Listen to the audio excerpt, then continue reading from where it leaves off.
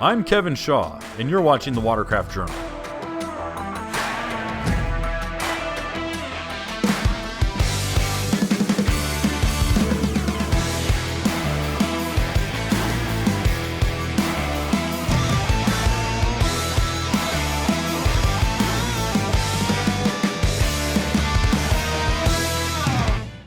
Several days' worth of heavy rain threatened to cancel the 14th annual Mudbug PWC rally in Morgan City, Louisiana.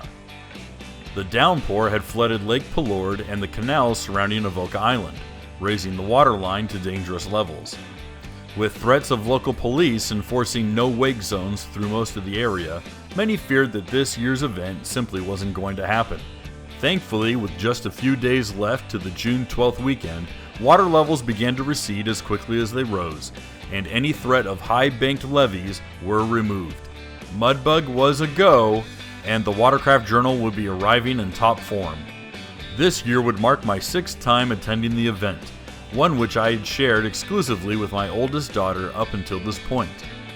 In light of the fact that the school year was prematurely ended, and that my other 2 children were finally old enough to enjoy rides on the water, it was decided that the whole family would join in the fun. Thankfully, strong gusts from the Gulf had blown in, clarifying the water and dropping the normally brutal humidity to a very palatable percentile. In fact, our 4 days in Morgan City were some of the most pleasant to date, with temperatures in the low to mid 80s and clear blue skies. Unlike previous years where the world's fastest personal watercraft sought to size off against each other in heads-up drag racing and then later precision radar runs, recent Mudbug rallies have focused more on the group rides and winding scenery. Perusing the official event thread on Greenhulk.net teased several potential rides to join, the forum acting as the central hub for those visiting the Gulf coastal meet. Although our estimated time of arrival would set us in town by mid-afternoon on Thursday, many adventure seekers were on site a day or 2 earlier, careening the trails that branched from the Acta-Falaya River. Wanting to keep the kids and wife comfortable over 2 days of riding also meant carefully picking which watercraft to bring. For this trip, the trailer was loaded with 2 units completely redesigned for the model year. The Watercraft Journal's long-term loaner, a 2020 Sea-Doo GTI SE 170 in ice metal and orange crush, and a 2020 Kawasaki STX 160 LX jet ski in ebony and candy lime green. Both units represented each brand's highest level entry in the recreation segment of watercraft, the group most targeted towards family-friendly budgets. Equally, both machines were equipped from the factory with each brand's respective onboard sound system, Jet Sounds for the Kawasaki and Sea-Doo's BRP premium audio package on the GTI. Curiously, we discovered early on that Kawasaki's Jet Sound system offers no off button and will automatically begin playing music synced through your Bluetooth connected smartphone whether you want it to or not.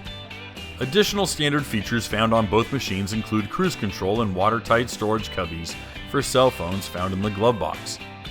As equipped, our Sea-Doo would fetch $12,199 on the showroom floor, while the Kawasaki would come in at $500 less at $11,699.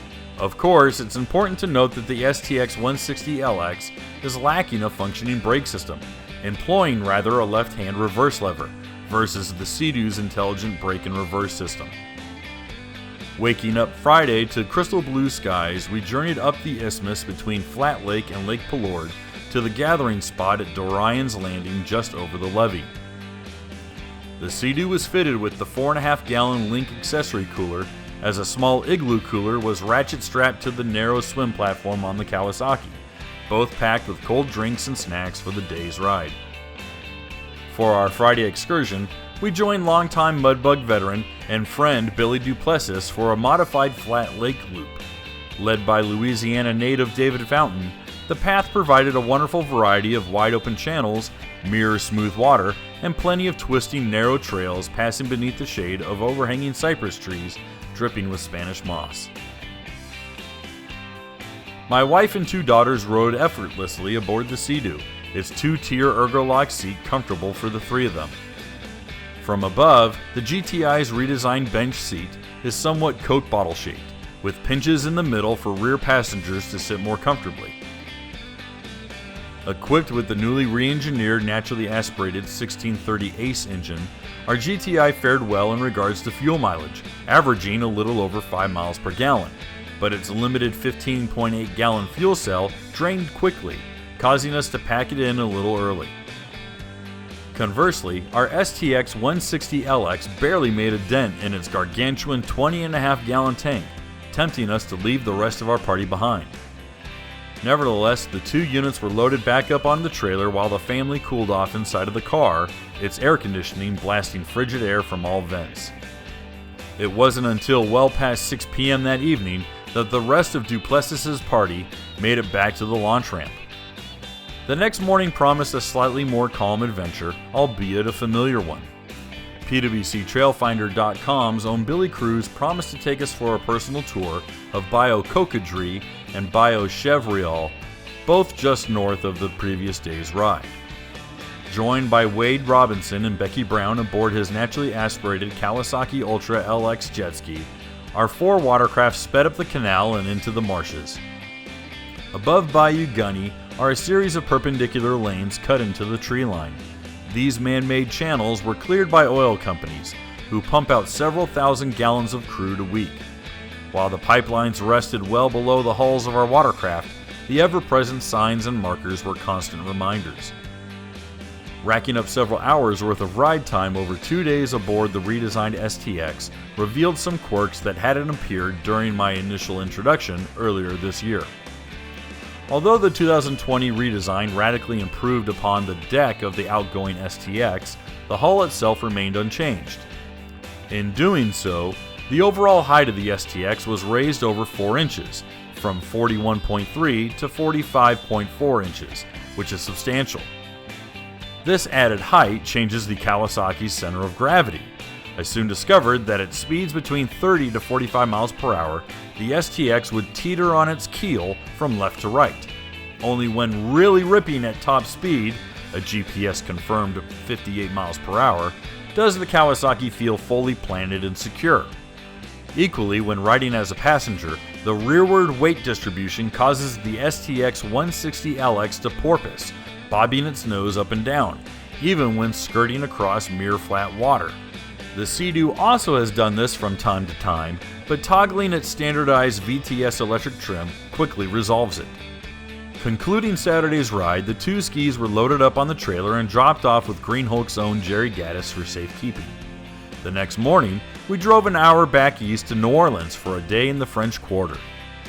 Founded in 1718 by Jean-Baptiste Lemoyne, New Orleans' French Quarter remains one of the continent's oldest surviving settlements and has remained the nation's most contested piece of territory, playing key roles in the 7 Years' War between the French and Spanish, the American Revolution, the Battle of 1812, and of course the American Civil War.